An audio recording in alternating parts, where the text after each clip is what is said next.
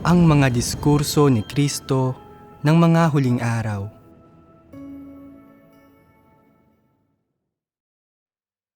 Sa pagsasagawa lamang ng katotohanan, maiwawaksi ng isang tao ang mga gapos ng isang tiwaling disposisyon. Ang paghahangad ba sa katotohanan ay kasing komplikado o kasing hirap ng paghahangad sa isang scholarship? Sa totoo lang, hindi naman ito ganoon kahirap. Depende lang ito sa kung mahal ng isang tao ang katotohanan o hindi. Ang paghahangad sa katotohanan ay hindi likas na mahirap. Mas kaunting pagsisikap pa nga ang kailangan nito kaysa sa pag-aaral ng isang espesyal na larangan ng agham.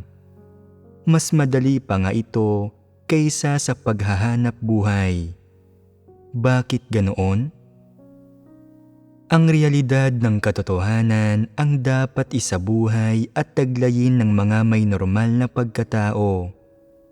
Nauugnay ito sa normal na pagkatao ng mga tao, kaya hindi ito nakahiwalay sa kanilang mga iniisip at ideya, sa lahat ng iniisip nila, sa lahat ng kilos at pag-uugali nila sa kanilang pang-araw-araw na buhay o sa kanilang isipan. Ang katotohanan ay hindi isang teorya, hindi rin ito isang larangan ng akademya, ni isang propesyon. Ang katotohanan ay hindi walang kabuluhan. Ang katotohanan ay malapit na nauugnay sa normal na pagkatao. Ang katotohanan ay ang buhay na dapat taglayin ng isang taong may normal na pagkatao. Magagawa nitong itama ang lahat ng iyong kapintasan, ang iyong masasamang gawi, at ang iyong mga negatibo at maling pag-iisip. Mababago nito ang iyong satanikong disposisyon. Maaari itong maging iyong buhay.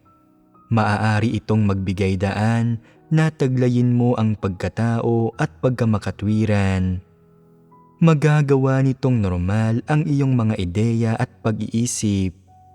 Magagawa nitong normal ang bawat bahagi mo. Kung magiging buhay mo ang katotohanan, magiging normal ang isinasabuhay mo at ang lahat ng iyong pagpapakita ng pagkatao. Kaya, ang paghahangad at pagsasagawa sa katotohanan ay hindi isang malabo, hindi maaarok na bagay, ni isang bagay na napakahirap. Ngayon, bagamat medyo mahal ninyo ang katotohanan ng kaunti at handa kayong magsumikap na maging mas mabuti, hindi pa kayo nakatuntong man lang sa landas. Ang unang hakbang ay palaging ang pinakamahirap. Hanggat na isasagawa ninyo ang katotohanan at natitikman ang tamis nito, iisipin ninyo na ang paghahangad sa katotohanan ay isang madaling bagay.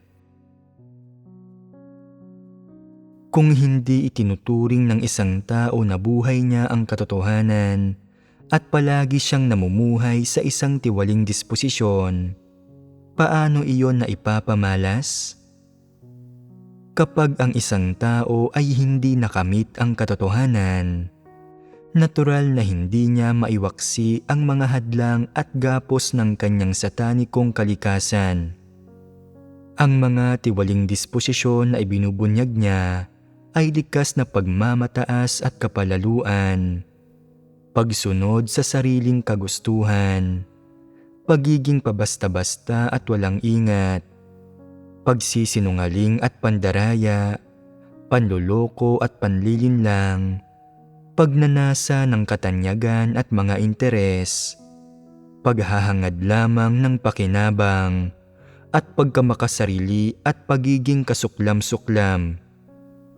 Higit pa rito, sa kanyang pakikitungo sa ibang tao, may tendensiya siyang pagdudahan, husgahan, at atakihin ang iba. Palagi siyang nagsasalita at kumikilos batay sa kanyang mga kagustuhan. Palagi siyang mayroong mga pansariling intensyon at pakay, at palagi siyang may paunang mga ideya tungkol sa iba. Palagi siyang nagiging negatibo kapag nahaharap sa mga problema o pagkabigo. Kung minsan, sobra pa siya sa mayabang. Minsan, napaka-negatibo niya na ipinapahamak niya lang ang kanyang sarili. Palagi siyang nagmamalabis. Kung hindi siya nananakot, negatibo siya at sinusubukan niyang magmukhang kaawa-awa. Hindi siya kailanman normal. Ito ang kalagayan ninyo ngayon. Handa kayong magdusa at magbayad ng halaga at puno kayo ng kapasyahan at determinasyon, pero wala sa inyo ang katotohanang realidad. Kung itinuturing ng isang tao na buhay niya ang katotohanang realidad, paano iyon maipapamalas? Una sa lahat, magagawa niyang magpasakop sa Diyos at isabuhay ang wangis ng tao. Magiging isa siyang matapat na tao, isang taong nagbago ang disposisyon sa buhay. May ilang katangian ang pagbabago sa buhay disposisyon. Ang unang katangian ay ang makapagpasakop sa mga bagay na tama at umaayon sa katotohanan. Sino man ang nagbibigay ng opinyon, matanda man o bata, nakakasundo mo man sila o hindi, kilala man ninyo sila o hindi, pamilyar man kayo sa kanila o hindi, maganda man ang relasyon ninyo sa kanila o masama, basta't ang sinasabi nila ay tama, umaayon sa katotohanan at kapaki-pakinabang sa gawain ng sambahayan ng Diyos, magagawa mong pakinggan, sundin at tanggapin ito nang hindi naiimpluwensyahan ng iba pang bagay. Ang magawang tumanggap at magpasakop sa mga bagay na tama at umaayon sa katotohanan ang unang katangian. Ang pangalawang katangian ay ang magawang hanapin ang katotohanan kapag may nangyayari. Hindi lamang ito tungkol sa magawang tanggapin ang katotohanan. Tungkol din ito sa pagsasagawa ng katotohanan at hindi pagharap sa mga bagay ayon sa sarili mong kagustuhan. Ano man ang mangyari sa iyo, magagawa mong maghanap kapag hindi mo nakikita ng malinaw ang bagay-bagay at tingnan mo kung paano haharapin ang issue at kung paano magsasagawa sa paraang umaayon sa mga katotohanang prinsipyo at tumutugon sa mga hinihingi ng Diyos. Ang pangatlong katangian ay ang pagsasaalang-alang sa mga layunin ng Diyos anumang issue ang kinakaharap mo. Nagre-rebelde ka sa laman para makapagpasakop sa Diyos. Isa sa alang-alang mo ang mga layunin ng Diyos anumang tungkulin ang iyong ginagampanan, at gagampanan mo ang iyong tungkulin ayon sa mga hinihingi ng Diyos. Anuman ang mga hinihingi ng Diyos para sa tungkuling ito, kikilos ka ayon sa mga hinihinging iyon habang ginagampanan ito, at kikilos ka para mapalugod ang Diyos. Dapat mong maintindihan ang prinsipyong ito at gampanan ang iyong tungkulin ng responsable at tapat. Ito ang ibig sabihin ng pagsasaalang-alang sa mga layunin ng Diyos. Kung hindi mo alam kung paano isaalang-alang ang mga layunin ng Diyos o paano palugurin ang Diyos sa isang partikular na bagay, kailangan mong maghanap. Dapat ninyong ikumpara ang inyong sarili sa tatlong katangiang ito ng disposisyonal na pagbabago at alamin kung taglay ninyo ang mga katangiang ito o hindi. Kung may praktikal na karanasan ka at mga landas ng pagsasagawa sa tatlong aspektong ito, mahaharap mo ang bagay-bagay ng may prinsipyo. Anuman ang sumapit sa iyo o anumang problema ang kinakaharap mo, kailangan mong hanapin palagi kung ano ang mga prinsipyo ng pagsasagawa at kung anong mga detalye ang kabilang sa loob ng bawat katotohanang prinsipyo at kung paano magsagawa nang hindi nilalabag ang mga prinsipyo. Kapag nalinawan ka na sa mga problemang ito, natural na malalaman mo kung paano isasagawa ang katotohanan. Kapag maayos ang lahat, tila walang halatang mga tiwaling disposisyong ibinubunyag ang mga tao at dahil dito, iniisip nila na mabuti sila, na nagbago na sila at na nasa kanila ang katotohanang realidad. Pero kapag sumasapit sa kanila ang mga tukso o mahahalagang bagay na may kinalaman sa mga katotohanang prinsipyo, kusang nabubunyag ang kanilang tiwaling disposisyon. Nasasadlak sila sa pagkanegatibo at pagkalito. Hindi alam ang wastong paraan ng pagsasagawa, nababalot ng mga paghihirap. Halimbawa, ang pagiging matapat na tao at pagsasalita ng totoo ay pagsasagawa ng katotohanan. Kapag sinisikap mong magsalita ng tapat, anong mga paghihirap ang kinakaharap mo? Anong mga hadlang ang kinakaharap mo? Aling mga bagay ang pumipigil at gumagapos sa iyo at humahadlang sa iyo na magsalita ng tapat? Ang pagpapahalaga sa sarili, katayuan, banidad, gayon din ang iyong mga damdamin at mga personal na kagustuhan. Lahat ng bagay na ito ay maaaring lumitaw anumang sandali at pinipigilan ng mga ito ang mga tao sa pagsasagawa ng katotohanan. Ang mga bagay na ito ay mga tiwaling disposisyon. Anuman ang sitwasyon mo, maaaring maging hindi normal ang iyong kalagayan dahil sa mga tiwaling disposisyon na nagdudulot ng lahat ng uri ng negatibong bagay. Pinipigilan at kinokontrol ka sa lahat ng paraan. Pinipigilan ka at pinahihirapan kang maisagawa ang katotohanan at mapaglingkuran ang Diyos. Masyado kang mapapagod dahil sa lahat ng ito.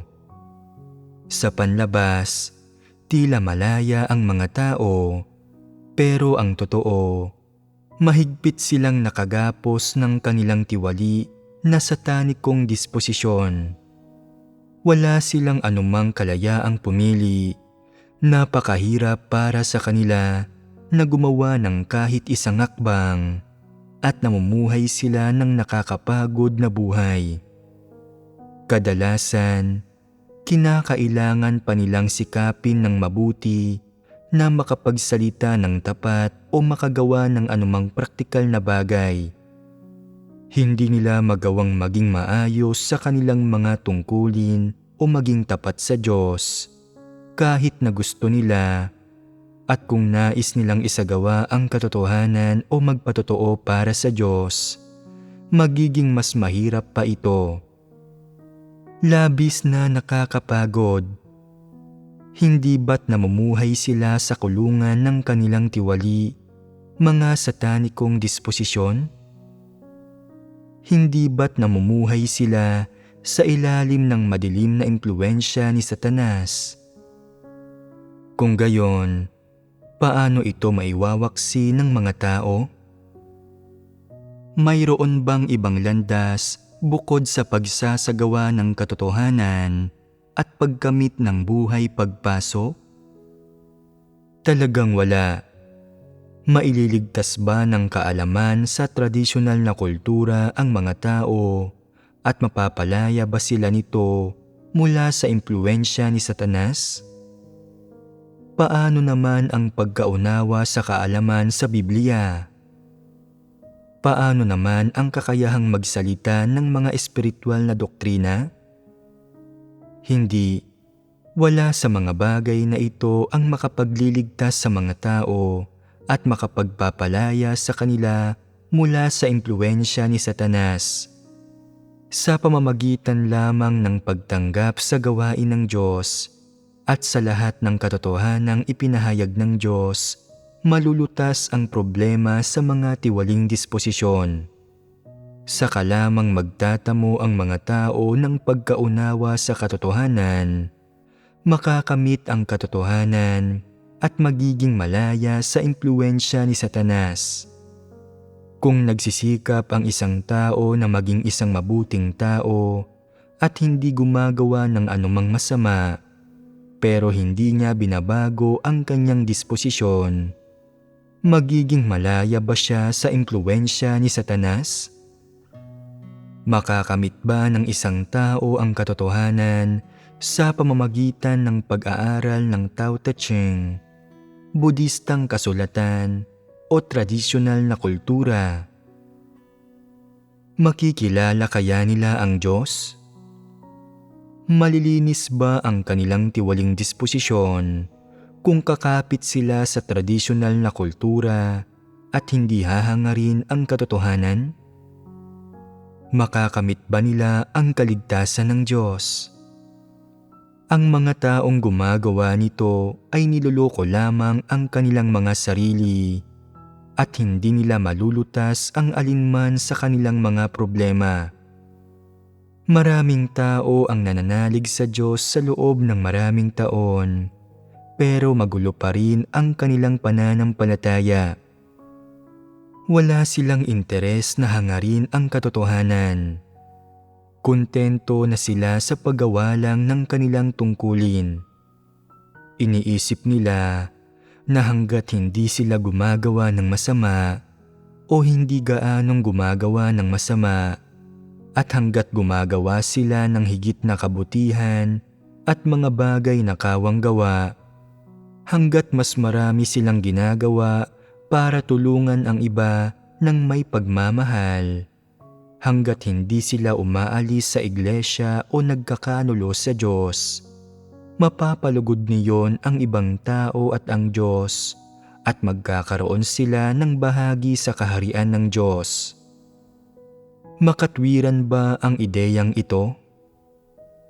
Ang pagiging mabuti ba ay makapagwawaksi sa tiwaling disposisyon ng isang tao? Makakamit ba nila ang kaligtasan sa ganitong paraan? Magkakaroon ba sila ng bahagi sa kaharian?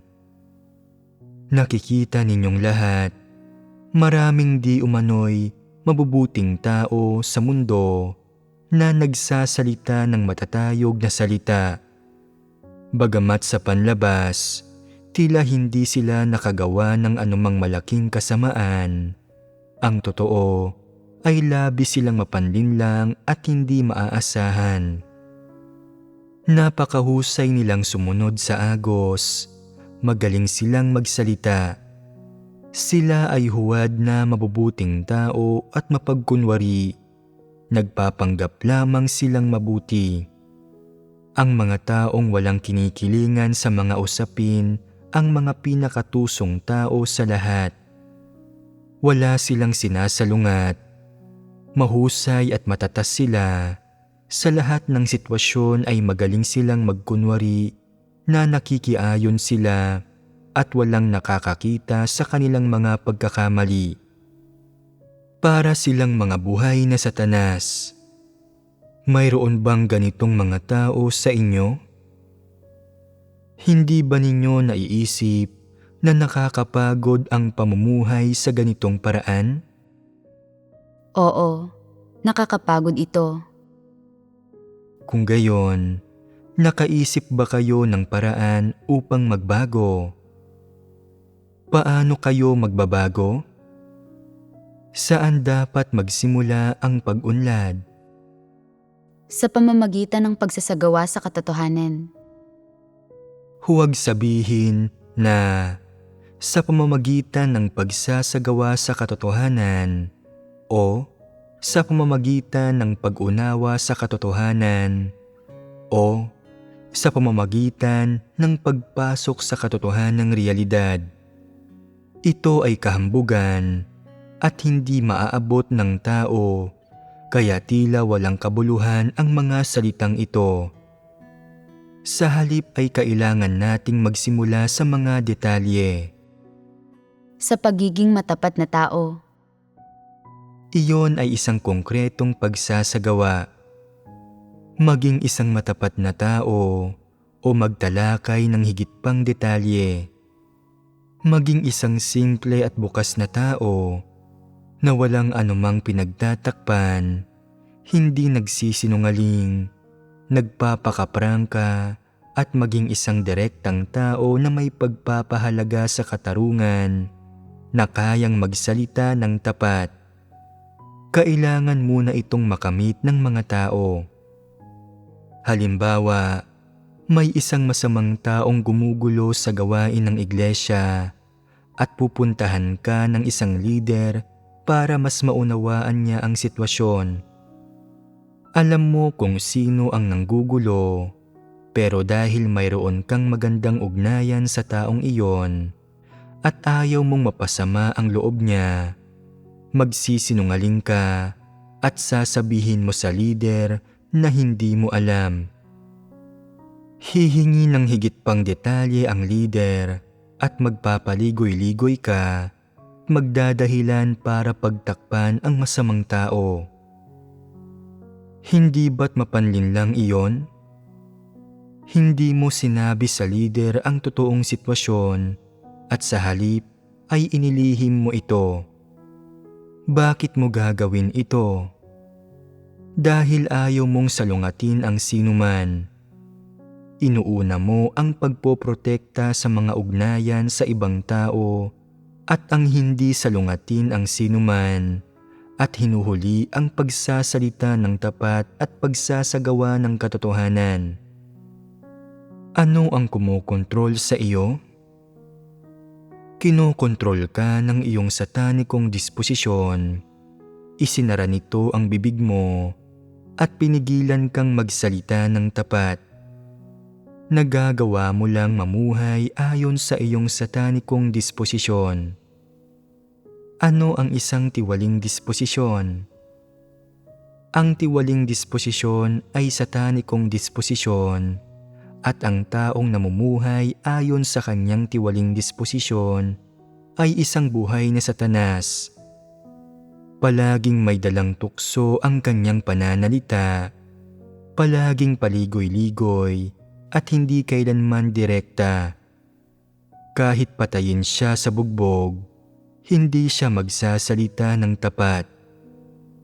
Ito ang nangyayari kapag nagiging masyadong malubha ang tiwaling disposisyon ng isang tao. Tuluyan na siyang nawawala ng pagkatao at nagiging dyablo.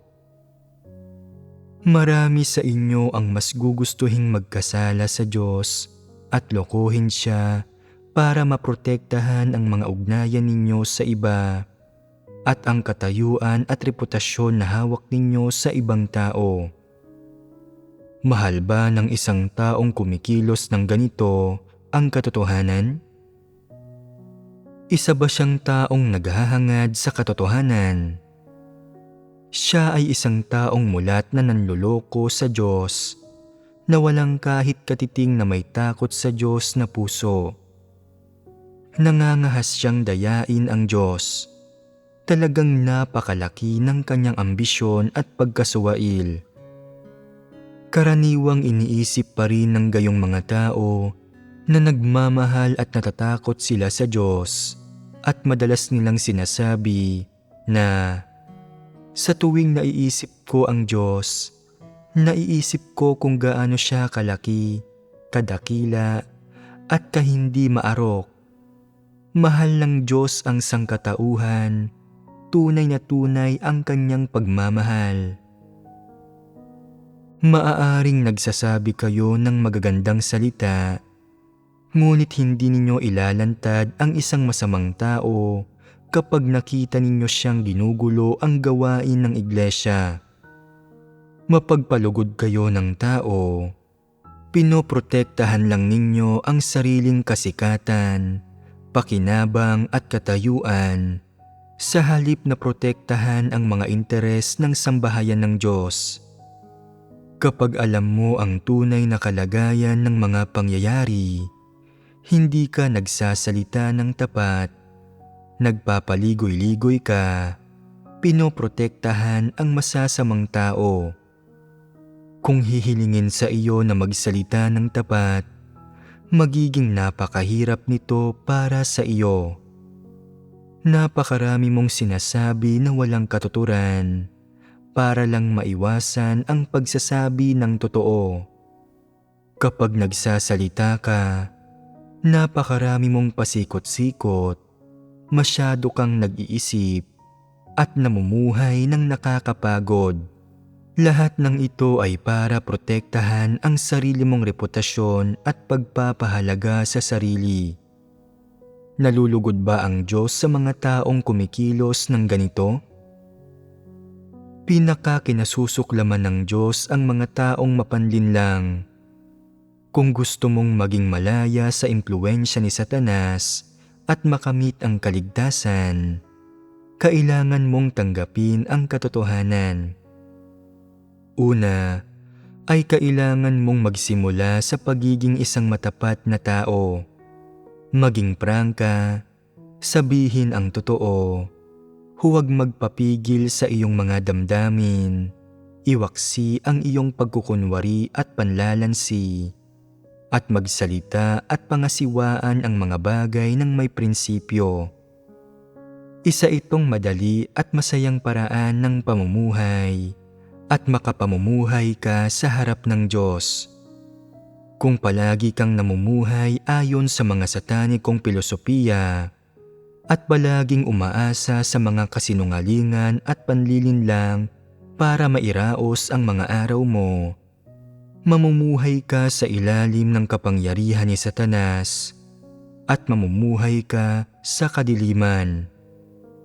Kung mamumuhay ka sa mundo ni Satanas, mas lalo ka lang magiging mapanlinlang. Napakaraming taon mo nang nananalig sa Diyos. Napakinggan mo na ang napakaraming sermon, pero hindi pa nalinis ang iyong tiwaling disposisyon. At ngayon ay namumuhay ka pa rin ayon sa iyong satanikong disposisyon. Hindi ka ba nasusuklam dito? Hindi ka ba nahihiya? Gaano man katagal ka nang nananalig sa Diyos, kung katulad ka pa rin ng isang walang pananampalataya, ano pa ang silbi ng pananalig mo sa Diyos? Talaga bang makakamit mo ang kaligtasan sa pamamagitan ng pananalig sa Diyos ng ganito? Hindi nagbago ang mga layon mo sa buhay, ni ang mga prinsipyo at pamamaraan mo. Ang tanging bagay na mayroon ka na wala sa isang walang pananampalataya ay ang titulong mananampalataya. Bagamat kung titingnan ay sinusunod mo ang Diyos, hindi talaga nagbago ang disposisyon mo sa buhay at hindi mo makakamit ang kaligtasan sa huli. Hindi ba't umaasa ka lang sa wala? Makakatulong ba sa iyo ang ganitong uri ng pananalig sa Diyos na matamo ang katotohanan at ang buhay? Talagang hindi. Ngayon ay napagbahaginan natin ang tatlong katangian ng pagbabago sa disposisyon. Ibuod ang tatlong katangiang iyon. Ang unang katangian ay ang kakayahang tumanggap at magpasakop sa mga bagay-bagay na tama at umaayon sa katotohanan. Ang pangalawang katangian ay ang kakayahang hanapin ang katotohanan at isagawa ito kapag may nangyayari sa iyo, at huwag pangasiwaan ang mga bagay batay sa sarili mong kagustuhan. Ang ikatlong katangian ay ang magpakita ng pagsasaalang-alang sa mga layunin ng Diyos, labanan ang laman, at kamtin ang pagpapasakop sa Diyos, ano paman ang mangyari sa iyo. Dapat kayong magnilay lahat at magbahaginan sa tatlong katangiang ito.